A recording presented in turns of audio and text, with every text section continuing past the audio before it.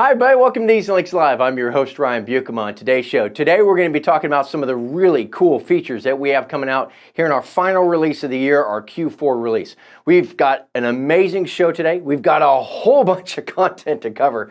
So let's go ahead and get started with our first one, reporting. Now for those of you who are at AppliedNet this year, you were able to take a hands-on lab and see some of the new reports coming out. In this quarter we actually had some more reports actually get done in our transition from SSRS to our new reporting platform over in Looker. So let's get into EZLynx real quick here, and let's take a look at some of these cool new reports.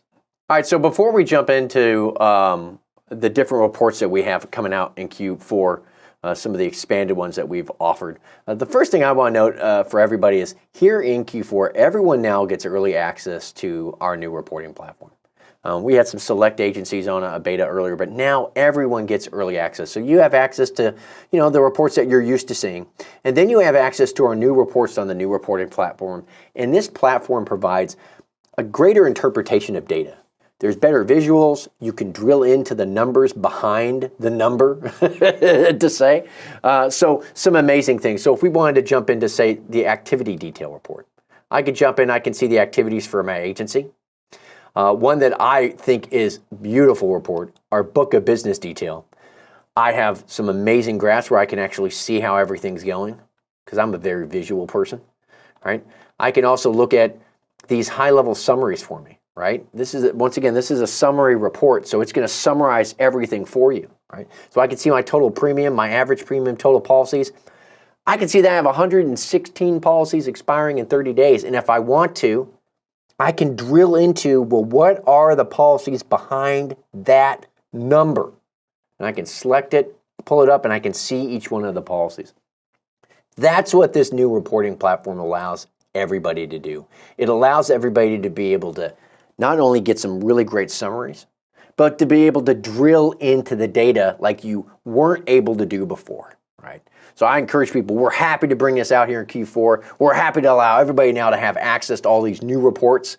Get in there, have some fun, schedule some reports, save some things, and look at the data. Look and see how much better it is at providing you with necessary summary and information so that you can make smart, fast business decisions. Our next enhancement that we want to talk about here in Q4 is going to be something really big for everybody who uses Automation Center.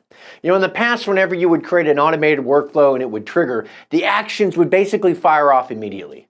Well, with this release, you now have the ability to add what we call sequencing to your automated actions. So maybe you want a task to get created day one, but you want an email to go out to the customer 2 days later, and then 3 days later, you want another task to maybe call and follow up on stuff.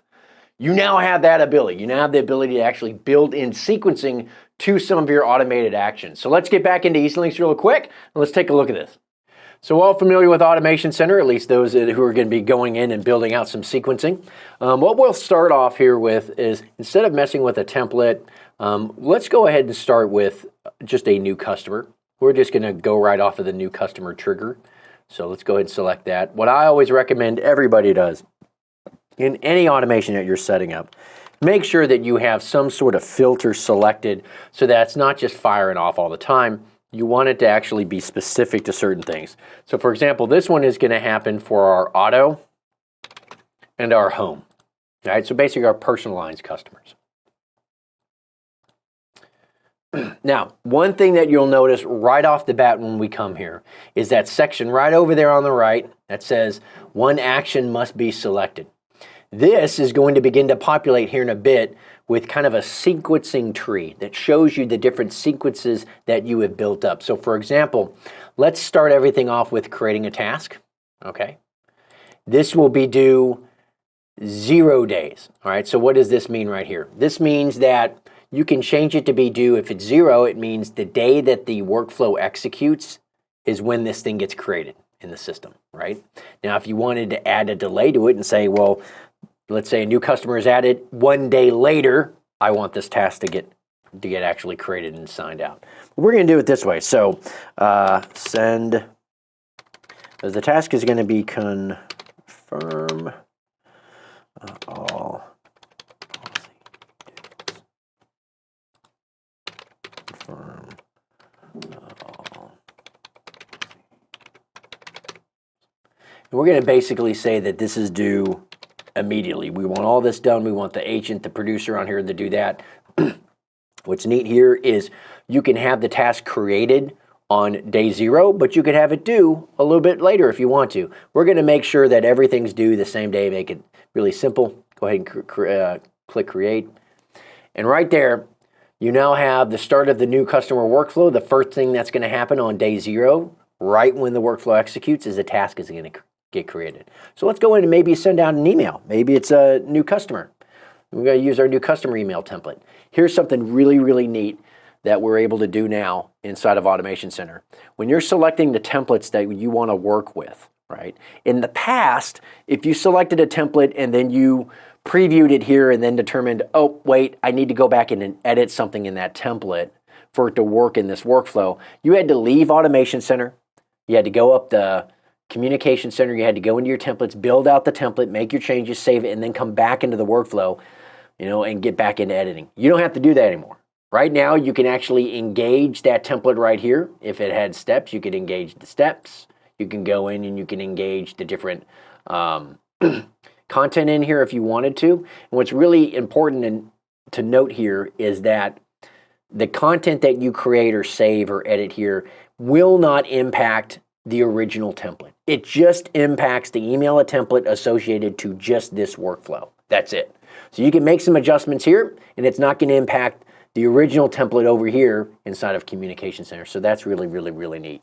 Let's say that we have this due, 1 day after the actual creation. We're going to send out a kind of a welcome email to them. I'm going to save that action. Notice as we look at our progression here in our sequencing of events, day 0, the task gets created.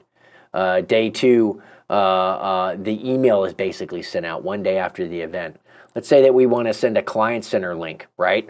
Let's say the Client Center link, we want that thing to be number 1, like the very first thing that goes out that says, hey, you can access your content in Client Center.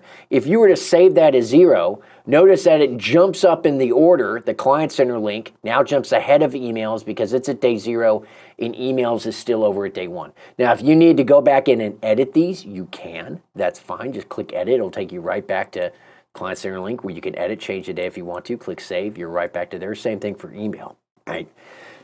What this is really good for those of you who are kind of looking at it and the gears are spinning as you're thinking about this, this allows you to be able to build continual touch points with a customer during, say, the entire onboarding life cycle that your agency has, right? Maybe you want to have a whole bunch of stuff right off the bat, an introduction from the producer, a welcome email, a Client Center link, a welcome email, and then maybe you want to have another task created 30 days down the road. That's just a touch base, right? Well, we'll do for the sake of this, keep these tasks really short. But, in 30 days, we want the producer to call back out and just say hi. Just say hi to that new customer. Say, hey, were you able to have a look at the Client Center? Be able to go look at your policy information in there. Do you have any questions for us? Nothing's happened since we brought you on. You haven't had any accidents or anything. Just wanted to touch base, make sure everything's okay. The great thing here is that you're able to build out sequencing of events so that you can do those touch points constantly with them. And that's huge. That's huge when you think about automation. In the past, once again, when you created an automated workflow in Automation Center and the trigger happened, everything executed all at once, no matter what. It all fired off. Everything was done that day. This allows you to space things out, really, and it really allows you to customize, how you communicate and how you work with your insured, your customers. So huge, huge, huge addition to Automation Center, our automation sequencing. The next thing that we had come out here in Q4 are going to be some enhancements that we've done for our commercial customers inside of Submission Center.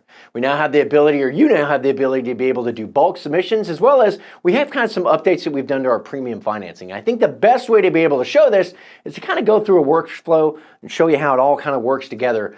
That way we can highlight both the submission process as well as highlight that we can actually do financing inside of Submission Center. So let's get Submission Center pulled up real quick. All right, so for everybody, all of our commercial customers who are familiar with Submission Center, you're familiar with the submission process, right? Basically, you start out by generating your application for your risk information, right? Getting it all together, associating what lines of business you want everything to go out in as part of this quote. You're selecting your carriers. You're adding any kind of additional documentation that carrier might require, right? And then you're going into the actual submission process. Now, in the past, what would happen is for each one of these carriers I wanted to submit to, I had to do it individually. And that takes time.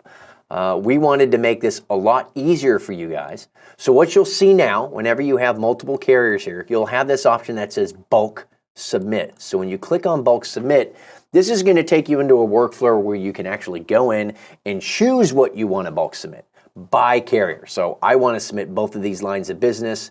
Maybe for Liberty Mutual, I don't want to submit both. Maybe I just wanted to submit one or the other. I can remove those out. That's fine.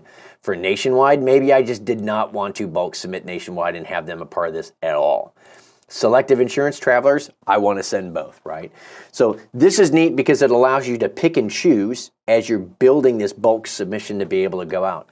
Selecting your underwriters, as always, you can choose the underwriters that you've set up in the system. If you don't have underwriters, you can either add a new one or edit an existing one. All right, so this is going to pull from your settings where you can actually go in and select all your different underwriters. And then you do have an additional option to be able to add extra documentation if you want, right? And these are going to be the documents. So for example, the Accord 125, it's going to go to each one of those carriers.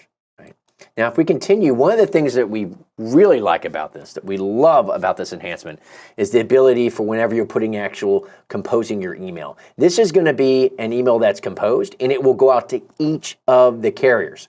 So you can come into here, type in whatever message you want, hit continue. And the really nice thing is that if I needed to change something for Liberty in the email, I can come down here ahead of time before I submit and do that. So I can see each one of the emails that's going to go out for each one of the carriers, and I can change it a little bit if I want to, or keep it the same for everybody, and every carrier is going to see the same thing.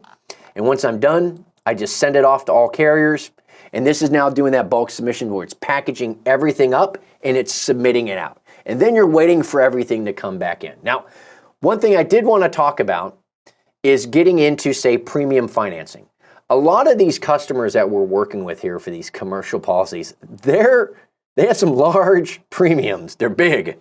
And often at times you have to go into financing. And one of the things that we do have in Submission Center is our integration, okay, in Connect. So if you were to go over to Connect, we integrate today with First Insurance Funding. So if you wanted to be able to provide funding, policy funding for that policy to be able to go through the binding and the setup process, it's very simple. Just navigate over to EZLynx Connect, right down there with the plug, there you go. Go to your integration home, select First Insurance Funding. It's very easy. You will be required to do some setup on their end first, but once that's all set up, you'll just add in your username and password, and then we integrate in together. And then, so what does that look like? What happens? Well, when you're in one of your submissions, let's say, for example, this Liberty Mutual one, which is rather large, if we wanted to, we can come right up here at the top and we can generate our financial agreement. And here we can choose, which lines of business and which one are we building the actual financial agreement for? Is it for all of the lines of business for Liberty? Is it for just, is it for everything for Acuity? You can build up your financial agreement, get everything set up and put together into the system. Add in any additional, say if you had charges, taxes, all those things can actually be added up and put in, and then you actually submit everything off, and then you'll go out to First Insurance Funding. They'll send back notification as to how the funding approval goes. This is great because if you think about it, you have the whole round trip here. You've got the ability to submit off multiple submissions to go to different carriers. You can also, at the same point in time when things come back in, you can go into the system and you can actually help people get funding to be able to close and get the policy bound. It's a complete commercial workflow when you think about it. And this new bulk submission feature here in Q4 makes it really, really, really simple for everybody. Also, for all of our commercial customers, we've expanded our commercial package lines of business, and we now offer the ability for you to include miscellaneous as a line of business inside your commercial packages. So this is a real big enhancement that we have here for you here in Q4. Another thing that we've been able to do for our commercial customers, if we've updated kind of our certificate master workflow, we now allow you to have the ability to copy a certificate master as part of our certificate workflow inside of EZLynx. So let's get back into the system, and I really want to show you, this is really valuable. I mean, this helps save a whole lot of time if you're trying to go back in there and actually duplicate some of your certificates, reduces a lot of the actual duplicate key entry that you might have to do. So let's go and take a look at this new feature that we have that we've added into our commercial certificate workflow for copying a certificate. All right, so real quick, before we jump into the certificates section here on this account overview and talk about actually copying one, I just wanted to talk about, the idea behind this. I mean, we understand that your time is very valuable, right? And when it comes to creating a copy of a certificate, it's really time consuming. It's very time consuming, especially when all you need to do is update a small detail, add some different master remarks, maybe change a distribution method. So this new feature of being able to copy a certificate helps eliminate all of that back and forth and saves you time. It saves you time so that you don't have to go through and retype things, and at the same time, it eliminates human error, which is really a big thing. If you're having to copy from one area to another, there's a chance that something might get missed. So this helps with that. So in order to copy a certificate, what we recommend that you do is go into an account, right? So our EZLynx insurance agency here at EZLynx, if we go into our certificates, I'm going to be able to see the current certificate I have right now for our active commercial package. I can even see some expired ones, and for the heck of it, we even put a copy in there. We even did one real fast. But if I wanted to make a copy of this master certificate, this property of insurance for this commercial package, all I have to do is just come over here to Actions, click on Copy Master. It's going to ask you to confirm that you do want to make a copy. What it's going to be doing right now is it's gathering all of that information that was in the original certificate, and it's moving it over here to this copy. So now I can come in here to the copy. If I want to, I can actually go into it. I can edit this master, or I can come in, I can change the title. So maybe I don't want it to be copy. Maybe I want it to be, I want to remove copy from it. And maybe I want it to say V2, right? All of the information that was on the original ticket has populated over, so the remarks that you had typed on the original are there, as well as any details or any forms that you had uploaded. All of that stuff is already there, selected, ready to go, as well as any of the actual holders that you had added. So you can, update the holders if you need to. This is what's really neat. Now, one thing that's really cool, if we just kind of click Save and Continue, and this thing will go through the basic generation for us if we want to. One thing I want to note for everybody, if we just save and close, if we go back over to the actual activity on this account, we come down here to the system log, you'll see that we've actually made a note of it. We did two things, right? We made an actual log of the copying of the original certificate right here. We also updated it when we changed the name of it. So all of this stuff is being captured for E&O. That way it's all documented for you guys. And this should hopefully save people a lot of time with having to enter in stuff, entering into stuff multiple times. And finally on our show today, back in Q3, we introduced a couple of enhancements that we'd made to our underwriting workflow to make it a little bit easier for both your agents and your underwriters to be able to communicate back and forth. Such as, we introduced an expanded area where you could see all of the message that you guys were typing back and forth. With this release, we've added the ability for you to add in an additional agent to an underwriting request. So you might ask, why would we need to add in an additional agent? Let's talk about this. Let's talk about somebody's maybe on vacation, right? And he submitted a whole bunch of underwriting requests, right? And some replies came back in, but that person's out of the office, and nobody's there to actually reply to those requests. By adding this additional agent, you now have the ability to keep the communication moving during the underwriting process so you can get the bind quicker and you can get the policy on the book. So let's get into EZLynx real quick. I want to pull up our underwriting area and I want to show you where you can actually add in as an agent this new additional agent field in underwriting.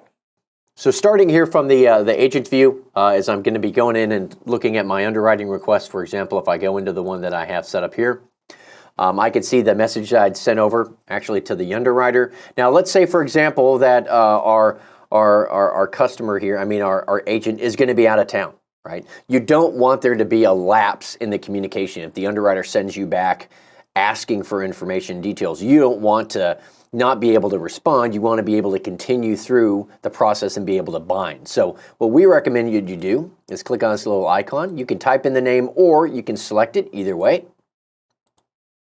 Now what you've done is you've added an additional agent to this request. So anytime information comes back, like a message that comes back from the underwriter, both parties here, the branch MGA test user and then branch MGA test user 2, both will receive that notification. That way, somebody can be out of the office and there'll be somebody there to be able to pick it up and keep going with it. That way, you don't have any kind of a lapse in the binding process. You can keep it going. So really cool enhancement that we're excited to bring to all of our the underwriting workflow and the continuation of the enhancements that we've done this year. Well, that does it for Q4. That's all the time we have for today. We really hope you guys enjoyed the show, enjoyed the content. We hope you've enjoyed the show the entire year. We're really happy to be able to meet with you all, talk about the system, talk about cool ways to be able to work in it, and at the same time, drive awareness for some of the really cool features that we have coming out each quarter. So thank you all so much for tuning in this year. Until next time, we'll see y'all next time. Bye, everybody.